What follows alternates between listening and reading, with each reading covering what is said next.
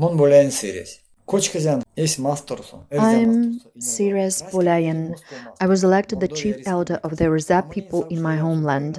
My people live in Russia and the Republic of Moldova, but I have to be here in Ukraine to convey the voice of the people who are being suppressed by the Russian dictatorial government. While we are discussing the mandate of the forum, the Kremlin is sending representatives of my and other indigenous peoples of Russia to destroy Ukraine. Russia does not recognize the UN Declaration of the Rights of Indigenous Peoples, and she is using the rhetoric of protecting minorities only to conquer foreign lands. Russia has long been not a federation, but rather a prison of nations, where millions of Ukrainians have been detained for the 9th year in a row. The Russian occupiers are killing Ukrainians, but they are also suffering heavy losses. The share of the indigenous peoples in Russia in the total number of dead interventionists is disproportionately high. It significantly exceeds the share of these peoples in the population structure of Russia.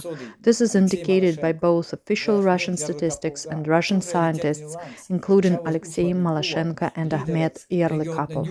The leading regions in terms of military casualties per thousand population are North Ossetia, Buryatia, Tuva, Dagestan, Ingushetia, Chukotka, and the Idel-Ural region. Moscow has brought the national republics to poverty.